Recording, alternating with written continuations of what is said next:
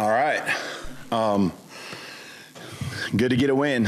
Okay, got a good locker room in there, and guys are excited, and it's fun to see the preparation meet the opportunity and take advantage of it. So, always things we can clean up. It'll probably be that way every game, right? But just proud of the way we start fast, especially in the first half. Came back out in the second half, challenged the guys, did that again. So, got to put a complete game. I know we got even a lot better that we can be, and looking forward to seeing the energy we have going into this next week. Emphasis there, what was there in the rushing attack after you left some yards out there last week to really hone in on that today? Yeah, I think I don't really think it was different than what it would have been the week before.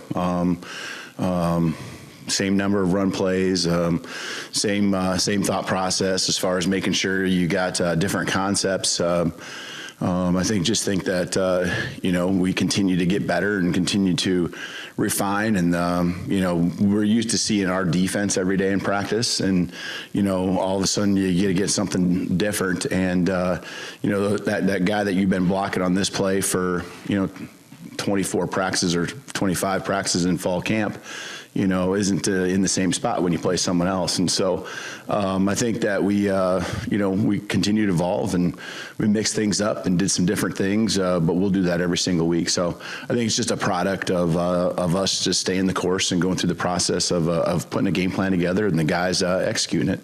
Are you still a little surprised by the efficiency, considering you scored the first 6 times you had the ball last week and the first 4 today? I mean, that's almost immaculate. Yeah, it's good to see, I guess, coming on the sideline, that there's not this, exhale, and this we talk about it all. You guys have heard me talk about 1-0 mindset, right? And it's usually a response to adversity, but we talk about also the response to when things are going well.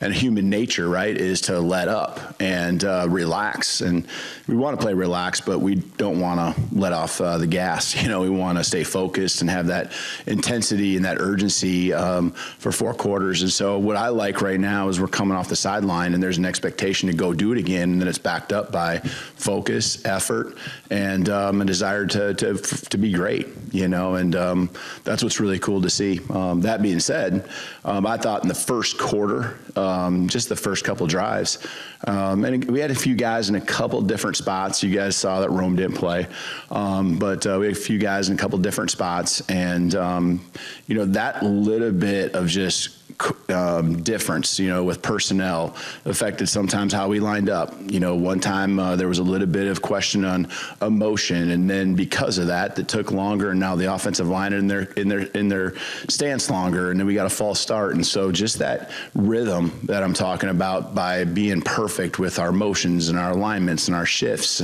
leading to great execution. The execution still ended up being there just because we've run some of these plays so many times, but just some of the little details we can still be better at. You mentioned Rome. Jackson was out too. Jordan Perryman out too. Yeah, Rome could have played. Just really cautious with him. Really minor thing. Could have played an emergency, and so he'll be ready to go for sure next week. Jackson, we're still working through the process. We'll continue to be day to day. Rome was day to day. He was actually minute to minute up until, and then we just kind of took the more conservative route and just said, only an emergency situation. And we expect Jordan to be back next week too. Have you seen what you need to see the last 2 games to feel confident going into next week? Yeah, I think we're always going to, we're definitely not there yet as a football team. There are some things that we got to get better at, and, we put things on film, and I think last week the things that we put on film that we needed to improve, we improved on some. I thought our special teams was better, more consistent, and so that was good to see, and we're just getting guys comfortable. Some of these guys were in new spots, and then all of a sudden you switch it up because that wasn't as productive as you want it to be, and you you just live and learn, and that's what we do, and that's why we practice. But what I do like and what I know we're going to get is a consistency of effort every time we step on the practice field, a consistency of want to and focus and sacrifice that comes with being out on the football field on game day. I'm glad we got a lot of guys a chance to play, but there's this, and it's hard to just make everyone perfectly happy, but man, we got a happy locker room that is excited about other guys making plays, and it's not about me, it's about the other guy, and that's really cool to see.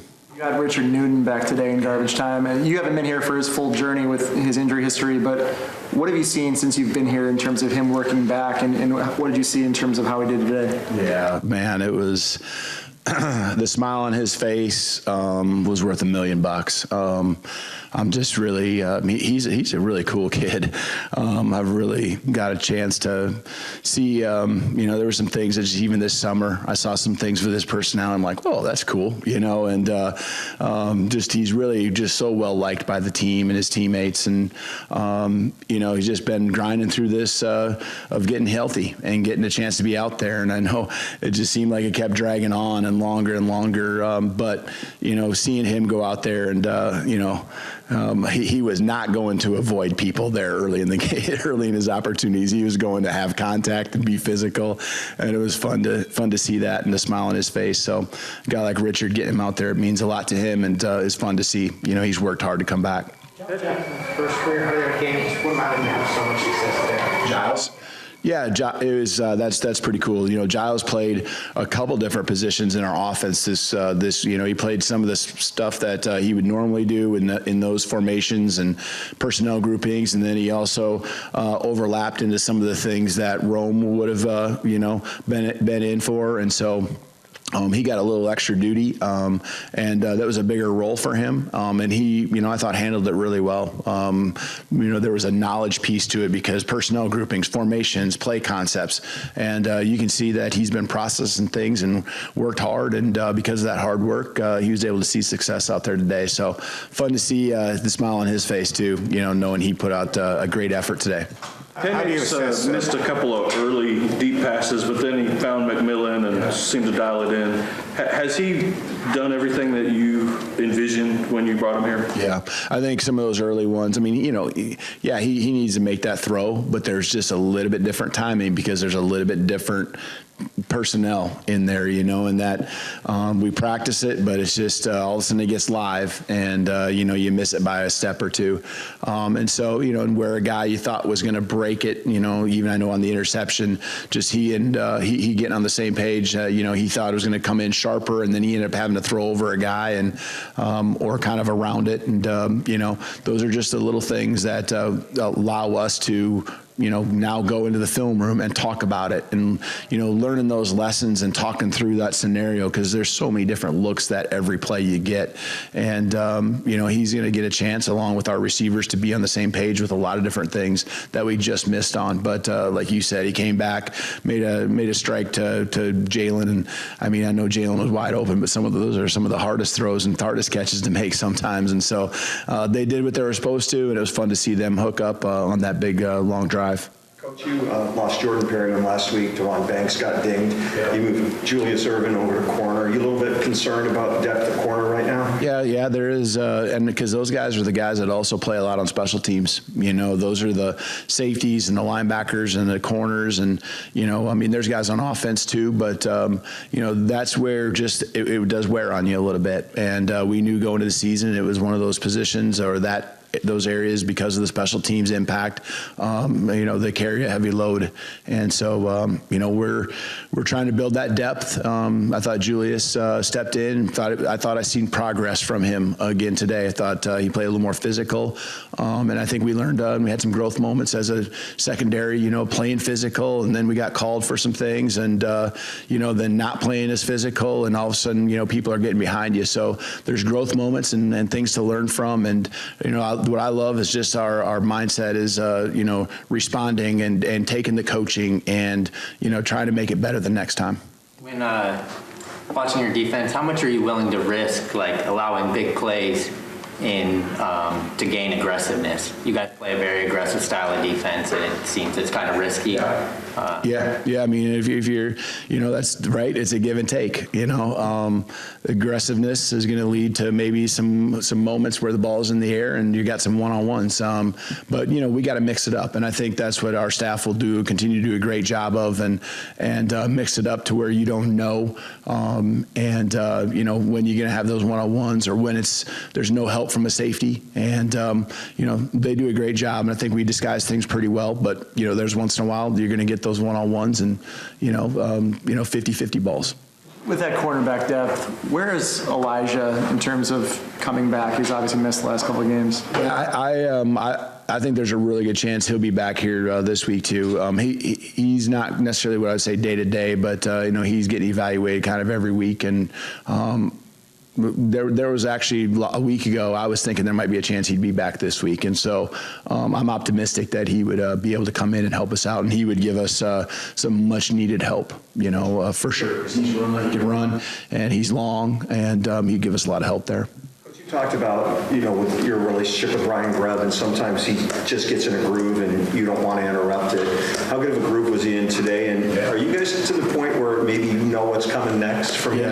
Yeah, and I just asked him a few questions. I mean, I want to know in certain situations, even right before he goes up to the box, ask him just a couple more things to where, especially in those third down and fourth down moments, hey, are we still on the same page on this? Are we on the same page on that? If I get you if you're in a 3rd and 3, what's your call? Just making sure, because sometimes you do change. And if he did change because he saw something different on film, or something's just not going, or personnel changes and someone gets dinged up, I totally understand. But he's done an awesome job, he and the staff, because he does such a great job of managing and running it and executing and keeping the defense on their toes. But throughout the course of the week, managing the staff and everyone being involved, and he's got awesome ideas. He knows how to mix and match and put it all together, because if you really watch our concepts across college football, everyone runs the same concepts. It's how you package them and how you run them and when you run them, and he's just in a good rhythm. And the players always he'd be the first one to tell you, the players always make you look good, and when those guys are making the throws, the catches, the protections, and converting in those big moments, then they make you look good. But he's done an awesome job. It's cool to see him find his rhythm and have confidence, and we set the standard at what we want it to be. Denzel Boston was able to get in the end zone today. How important is it to have a game like this where you can get some younger guys involved in the offense? Yeah, Denzel's had a really good fall camp, and it was cool to see him be rewarded. Finding the end zone, and he's going to be a great player here. He's consistent. That's what I love about him. He's consistent, catching the ball, and he's learning. There were some things that he could have done a little better, maybe missed a little piece here and there that botched up the timing on some stuff. But he's, for the most part, is for where we're at with him as a true freshman, and what we're asking him to do in his role. It's pretty impressive, and he's a super cool kid, and he wants it bad, and we're glad he's here for sure. Is that extra coaching challenge for you this week?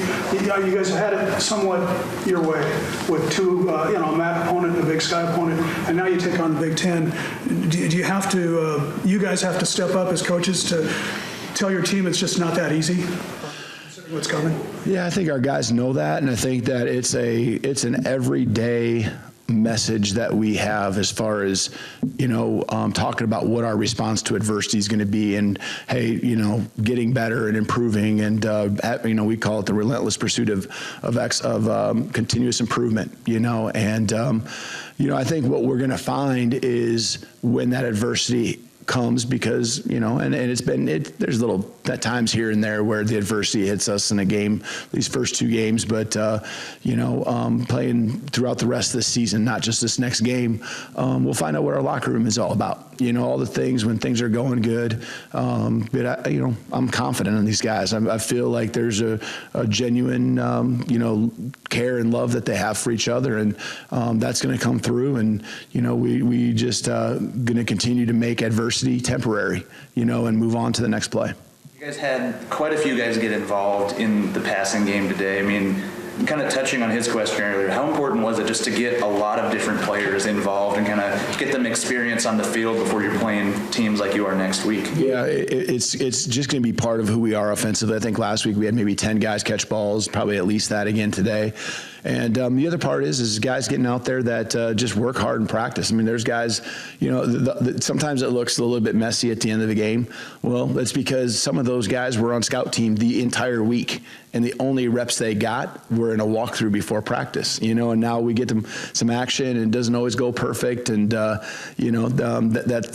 a piece of that, and so it's fun to just reward those guys, and I saw some smiles, and I heard some things from guys that said that was one of the coolest moments they've ever been a part of, and they got to take a couple snaps today. So that's why we work, and that's what we want to do as coaches, is make this a memorable time in their life. Like Vincent Unley was on crutches today. Who's that? Vincent Unley. Yeah. Vince won't really probably be with us the rest of the year. Okay, that's probably more than likely what it's going to be. So again, with the depth piece, we got to continue to work to have that depth. Coach Jalen said before the season, or shortly before the season, he lost his grandfather. Do you know much about their relationship, and have you seen him kind of play inspired because of that? Yeah, he said that. He talked about that just now. I just didn't want to talk about it if he wasn't the one. I'll tell you what, you talk about a guy who's got a big heart, and that's Jalen McMillan. And he was super close to his grandpa, and you talk about a guy who I've just seen grow, not just as a player, but as a person, and go through some hard times during fall camp. Man, I could be more proud of how he's handled everything, how he's handled himself as a man, how he's stood strong even though he's hurting inside. His grandpa meant the world to him, and I know he's playing for someone more than just himself, not just today, not tomorrow, but the rest of his career, the rest of his life. It's just really cool seeing Jalen have something that's he's playing for a greater purpose than just himself, for sure. Okay.